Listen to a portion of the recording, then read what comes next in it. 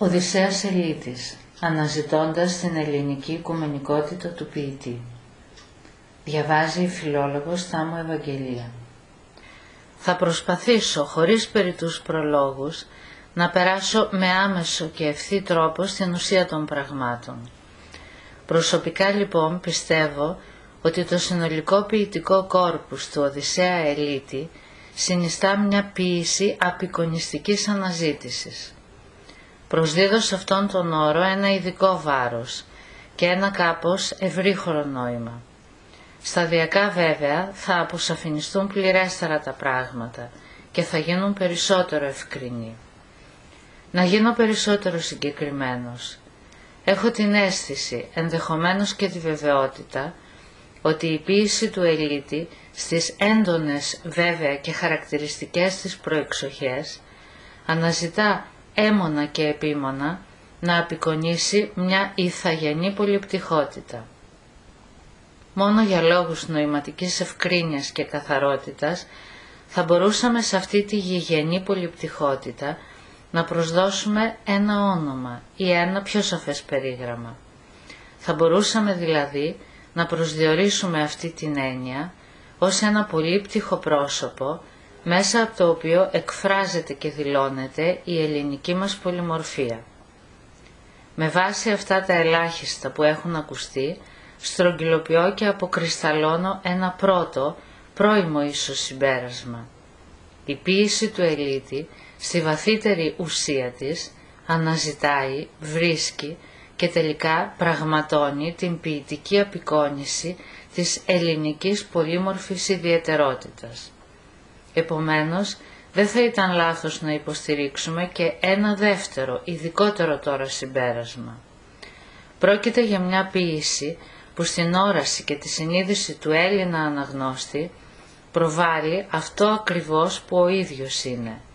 Άρα, είναι μια ποίηση που μας βοηθάει να ανακαλύψουμε και να επαναπροσδιορίσουμε τον εαυτό μας.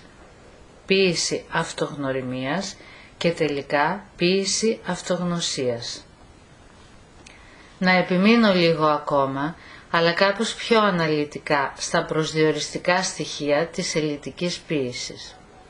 Στα πρώτα της φανερώματα, προσανατολισμοί 1940, η ποίηση του Ελίτη ως απεικονιστική αναζήτηση και καταγραφή προβάλλει την ελληνική ιδιαιτερότητα ως μια διάσταση λυρικής και κυρίως θαλασσινής γεωγραφίας. Λυρισμός εύκρατος, υγιής, αισιόδοξα επιρμένος, καθόλου γκρίζος και συνοφριωμένος, άρα στον αντίποδο του καριωτακισμού, με υπερεαλίζοντες εκφραστικούς τρόπους, καταγράφει και απεικονίζει τη θαλασσινή Ελλάδα ως παλόμενο, ζωντανό φυσικό χώρο. Ας πούμε λοιπόν έτσι σχεδόν συνθηματικά ότι οι προσανατολισμοί μας δίνουν το γεωγραφικό μας πρόσωπο. Φυσικά και θα ήταν λάθος μέσα στη λυρική έπαρση των προσανατολισμών να αναζητήσουμε οικουμενικές αξίες. 20 σχεδόν χρόνια αργότερα, 1960, με ένα ενδιάμεσο διάλειμμα 15χρονης περίπου ποιητικής σιωπής, 1946 έως 1960, η ποίηση του Ελίτη εισβάλλει κέρια και αποφασιστικά στον κόσμο της ιστορικής περιπέτειας. Βρισκόμαστε στην πρώτη μέγιστη ποιητική προεξοχή του ελιτικού έργου, στο άξιον εστί, που εγκαινιάζει μια συγγραφική γονιμότητα 25 ετών, 1960 έως 1985, διάστημα στο οποίο εγγράφονται 8 ποιητικές συλλογές. Τώρα πλέον η ποίηση του Ελίτη, εγκαταλείποντας τον περιγραφικό λυρισμό, μεταβάλλεται σε ποίηση της μεγάλης ανάσας, της ευρύχωρης αλλά αρχιτεκτονικά γεωμετρημένης γραφής, μέσα από την οποία αναδίδεται μια διαφορετική ποιητική ιδεολογία. Θα αποπειραθώ σε λίγο να προσδιορίσω γενετικά και ουσιαστικά το βάθος αυτής της νέας ποιητικής ιδεολογίας. Προηγουμένως όμως μια σύντομη εμβόλυμη διευκρίνηση, ένας παρένθετος λόγος για να μην παρερμηνευτούν τα πράγματα. Να γίνω πιο συγκεκριμένος. Προσωπικά πιστεύω ότι το άσμα ηρωικό και πένθυμο για τον χαμένο ανθιπολοχαγό της Αλβανίας δεν συνιστά μια ουσιαστική εμπλοκή του ελίτη με τον κόσμο της ιστορικής περιπέτειας. Το άσμα είναι ποιητική σύνθεση που εξαντλείται σε έναν κάπως κλειστό, υμνητικό και ελεγιακό λυρισμό και στην ποιητική ρητορική της εξιδανικευτικής έξαρσης και ωρεοποίησης. Γι' αυτό και επιμένω ότι η αποφασιστική, η κέρια και η ουσιαστική εμπλοκή του ελίτη με την περιπέτεια του νεότερου ελληνισμού πρωτοσυντελείται μέσα από το άξιον εστί. Κλείνω εδώ τον παρένθετο λόγο.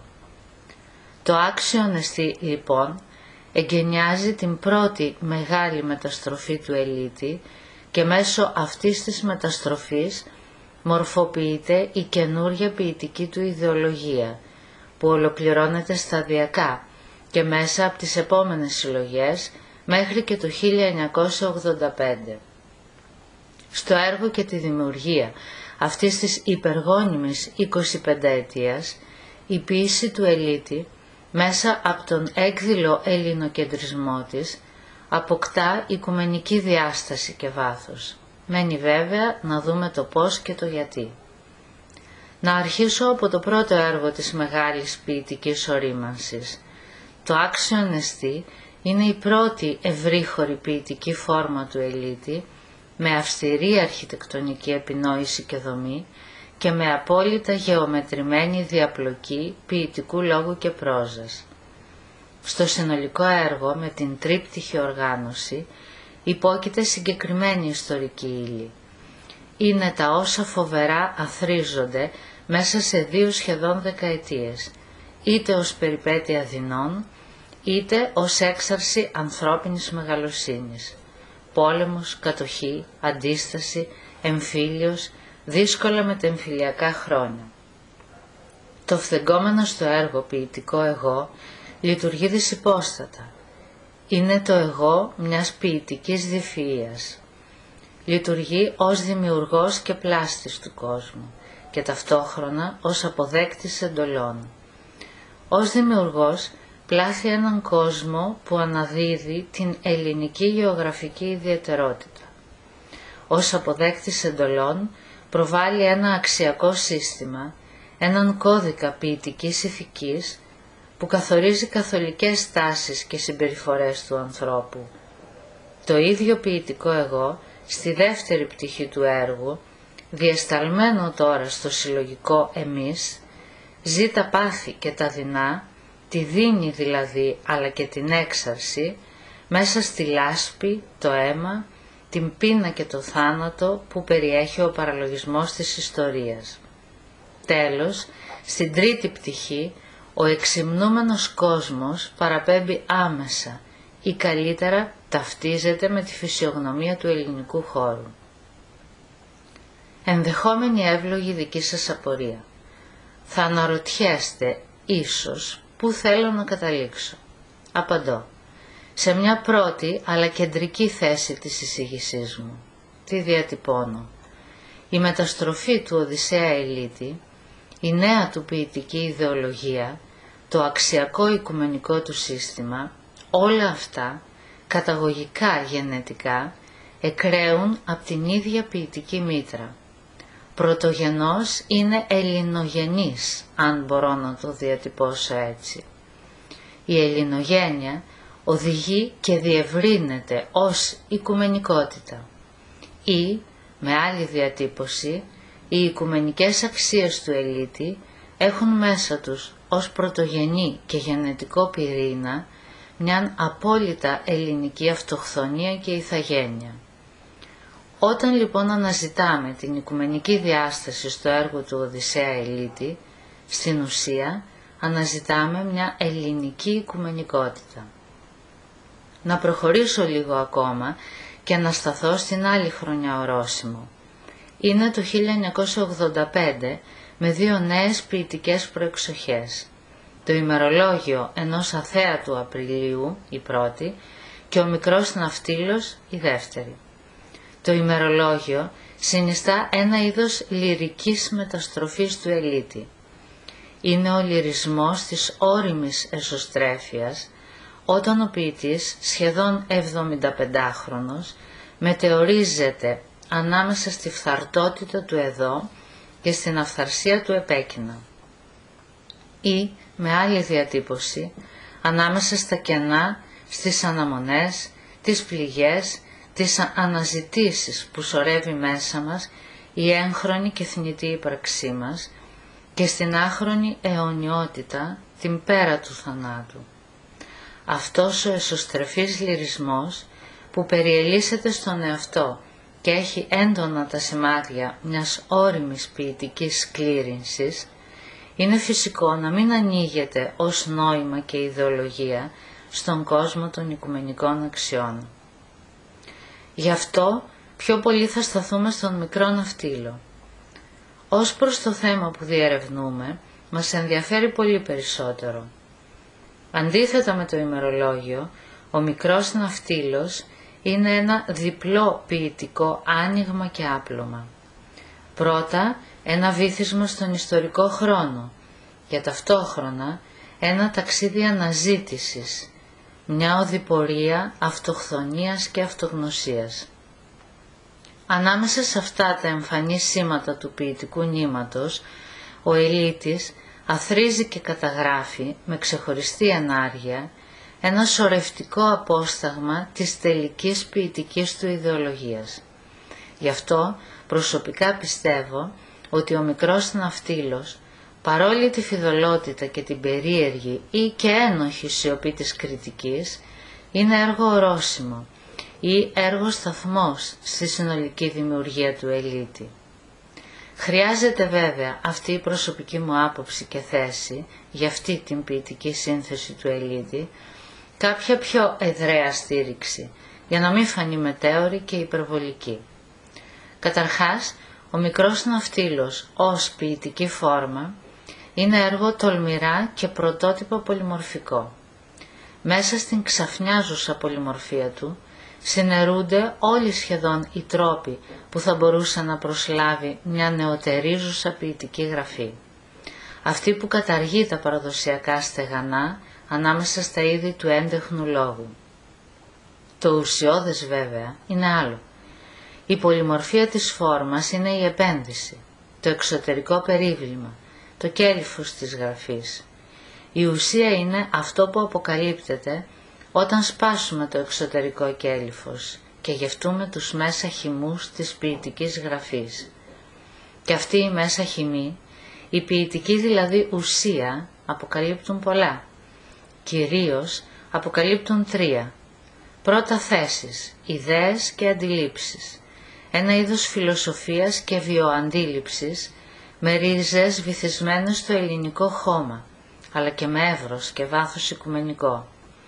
Δεύτερον, αποκαλύπτουν με τον τρόπο με τον οποίο ο Έλληνας λόγος, η ελληνική λαλιά, λειτουργεί ως οικουμενικό μέγεθος, είτε ως φωνολογικό ηχόχρωμα, παράδειγμα η λέξη φλίσβος, είτε ως ιστορική διάρκεια, είτε τέλος ως έκφραση και φορέας πολιτισμού.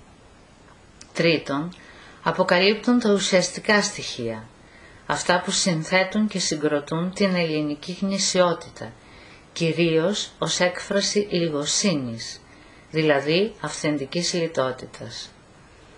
Πού καταλήγουμε λοιπόν ύστερα από αυτές τις πρωτοβάθμιες διαπιστώσεις και επισημάνσεις? Θέλω να πιστεύω ότι και πάλι καταλήγουμε στο προφανές και το σχεδόν αυτονόητο, ότι δηλαδή και στο μικρό ναυτίλο το αυθεντικά ελληνικό αναδεικνύεται σε οικουμενικό ή, με αντίστροφη διατύπωση, το οικουμενικό γεννιέται μέσα από τη συνείδηση του ελληνικού. Επιμένουμε δηλαδή στο αρχικό μας συμπέρασμα. Η οικουμενικότητα του Ελίτη στα πρωτογενή της στοιχεία είναι ελληνογενής. Επειδή το συμπέρασμα αυτό ακούστηκε ήδη 2 φορές στην εισήγησή μου, χρειάζονται ίσως κάποιες πρόσθετες διευκρινήσεις. Προσωπικά πιστεύω ότι ο Ελίτης, ως ποιητής και γενικότερα ως δημιουργός τέχνης, προσδιορίζεται από 3 κυρίως καθοριστικά στοιχεία. Το πρώτο, το προεξάρχον στοιχείο της ποίησής του είναι η απεικόνιση της ελληνικής ιδιαιτερότητας. Την ιδιαιτερότητα αυτή την εννοώ τρίπτυχα, ως λυρική έκφραση απεικόνιση του φυσικού γεωγραφικού μας τοπίου. Η Ελλάδα δηλαδή ως ένταση και χρώμα φυσικής ομορφιάς. Δεύτερον, ως ένταση ιστορικής διάρκειας και ως έκφραση πολύμορφου πολιτισμού που στην ποιητική του εκδοχή ενοποιεί τον Όμηρο «Μονάχη έγνοια η γλώσσα μου στις αμμουδιές του Ομήρου», τη βυζαντινή υμνογραφία «Μονάχη έγνοια η γλώσσα μου με τα πρώτα δόξαση» και το Διονύσιο Σολομό «Μονάχη έγνοια η γλώσσα μου με τα πρώτα λόγια του ύμνου». Τέλος, ως ένταση και έκφραση συγκεκριμένης τάσης, θέσης και βιοαντίληψης ή και οράματος μέσα στη δίνη και τις ανατροπές της ιστορίας και της ζωής. Αυτά για το πρώτο στοιχείο που καθορίζει τον Ελίτη ως ποιητή ελληνικής συνείδησης και ελληνικής αυτοχθονίας. Περνώ τώρα στο δεύτερο στοιχείο. Υποθέστε ότι τοποθετούμε τον Ελίτη ως διλημματική παρουσία και στάση ανάμεσα σε αυτό που το λέμε οικουμενικότητα και στο άλλο που καλώς ή κακώς ονομάστηκε ελληνικότητα. Ο Ελίτης δεν απεμπόλησε την ελληνικότητά του για να κερδίσει την οικουμενικότητα. Αντίθετα, φιλοδόξησε να αναδείξει πρωτίστως το έργο του και με το έργο τα πολλαπλά και πολύσιμα στοιχεία της εντοπιότητας, της γης δηλαδή που τον γέννησε και τον έθρεψε και της μοίρας αυτού του τόπου. Αν αυτή η συνείδηση της γης ως βίωση πολλαπλών στοιχείων που γονιμοποίησαν την ποίηση και την ποιητική του Ελίτη εγγράφει μέσα της και την οικουμενικότητα του ποιητή, το συμπέρασμα είναι σχεδόν αυτονόητο. Ο Ελίτης είναι οικουμενικά ελληνικός ποιητής. Το τρίτο στη σειρά στοιχείο που καθορίζει έκτυπα την ελληνικότητα του Ελίτη είναι η ποιητική του γλώσσα, η απόλυτα προσωπική εκφραστική του, τα λεξικά στοιχεία αυτής της γλώσσας, το τέντομα της ελληνικής λαλιάς στην ακραία της ποιητική ένταση, οι ιδιότυπες νοηματικές αποχρώσεις που περιέχονται σε αυτή τη γλώσσα. Η βίωση αυτής της γλώσσας, η πρόσληψη του ιστορικού και του νοηματικού φορτίου που περιέχει, η συναίσθηση της λυρικής δόνησης και της ταραχής που είναι στοιχεία σύμφυτα με τη γλώσσα του Ελίτη, όλα αυτά, βίωση, πρόσληψη, συναίσθηση, προϋποθέτουν αναγνωστική όραση προνομιακά ελληνική. Ο Ελίτης, γλωσσικά βέβαια, δεν είναι ο λιτός Σεφέρης και φυσικά δεν είναι ο γοητευτικά πεζολογικός Καβάφης. Γι' αυτό ακριβώς ο οικουμενικός αναγνώστης δεν είναι προνομιακή αναγνωστική όραση για τον Ελίτη, ενώ είναι για τον Καβάφη ή ακόμη και για τον Σεφέρη. Αυτός ο οικουμενικός αναγνώστης συχνά μένει έξω από το γλωσσικό σύμπαν και τη γλωσσική θερμοκρασία του Ελίτη. Νομίζω ότι μπορούμε με βάση αυτές τις διαπιστώσεις να καταλήξουμε σε ένα ακόμη συμπέρασμα. Προσωπικά λοιπόν πιστεύω ότι ο Ελίτης περιόρισε αυτόβουλα βέβαια την οικουμενική του εμβέλεια, υπερτονίζοντας την ιδιότυπα τεταμένη γλωσσική του ελληνικότητα. Ο δυνάμει οικουμενικός Ελίτης, περιενδυμένος στα σήματα μιας άκρος ελληνικής εκφραστικής, αποβαίνει γλωσσικά βέβαια αντιοικουμενικός, γι' αυτό και δυσκολομετάφραστος. Να ολοκληρώσω και να κλείσω την εισήγησή μου με κάποιες τελικές διευκρινήσεις και συμπεράσματα. Να προτάξω μια επιβαλλόμενη διευκρίνηση. Απέφυγα να εντάξω στην ομιλία μου και να διανθίσω το λόγο μου με στίχους και αποσπάσματα από την ποίηση του Ελίτη. Το έκανα πρώτον για λόγους χρονικής οικονομίας. Παράλληλα, πιστεύω η αποκοπή κάποιων στίχων από το ποιητικό του σώμα διευκολύνει βέβαια τον ομιλητή, τελικά όμως μάλλον αδικεί τον ποιητή.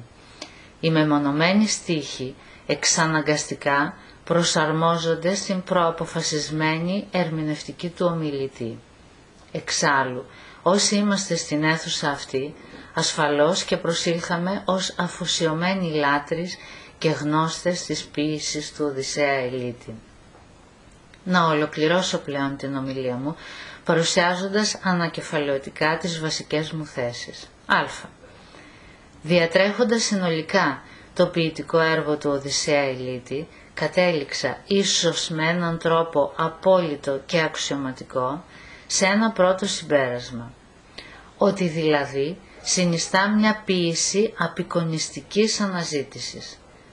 Το αναζητούμενο και το τελικά απεικονιζόμενο είναι η πολύμορφη και πολύτροπη ελληνική ιδιαιτερότητα. Β. Στα πρώτα της φανερώματα η ποίηση του Ελίτη λειτουργεί ως ένα είδος απεικονιστικού λυρισμού. Το λυρικά απεικονιζόμενο είναι φυσικά η Ελλάδα, που κυρίως προβάλλεται ως αίσθηση και ως βίωση γεωγραφικής ιδιαιτερότητας. Ο τρόπος που δίνεται αυτή η αίσθηση και αυτή η βίωση συνιστά την πιο έντονη και την πιο χαρακτηριστική εθριότητα του Ελίτη. Γ.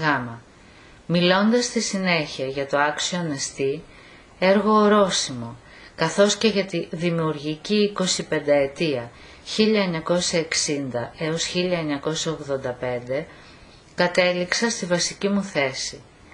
Η οικουμενικότητα του Ελίτη είναι επενδεδημένη με πληθωρική ελληνικότητα. Το αυθεντικά ελληνικό αναδεικνύεται σε οικουμενικό. Δ. Τέλος, με αναφορές και στον μικρό ναυτίλο, καθόρισα τις τρεις βασικές συντεταγμένες που ως πρωταρχικό πλέγμα προσδιορίζουν τα καθοριστικά στοιχεία της ποίησης του Ελίτη. Τις υπενθυμίζω. Ο Ελίτης, κατά κύριο λόγο, είναι η ποιητική φωνή της ελληνικής αυτοχθονίας. Μέσα στη συνείδηση και τη βαθιά συναίσθηση αυτής της αυτοχθονίας εγγράφεται η οικουμενική διάσταση του Ελίτη. Η ποιητική εκφραστική του Ελίτη, ενώ αναδεικνύει πρωτίστως τον Έλληνα σε προνομιακό αναγνώστη, ταυτόχρονα περιστέλει την οικουμενική του λειτουργία. Αυτά τα θέματα αποπειράθηκα να θίξω και να παρουσιάσω. Δεν αποκλείω φυσικά το ενδεχόμενο να υπάρχουν στο ακροατήριο κάποιες ενστάσεις. Να υπενθυμίσω όμως ότι στο δημόσιο λόγο μας ο καθένας καταθέτει αυτό που ο ίδιος είναι, δηλαδή την απόλυτα προσωπική του εκδοχή. Εξάλλου, δεν έχει και τόση σημασία τι λέμε εμείς για την ποίηση. Περισσότερη σημασία έχει τι λέει η ποίηση σε μας, όταν την πλησιάζουμε με λατρευτική αναγνωστική διάθεση.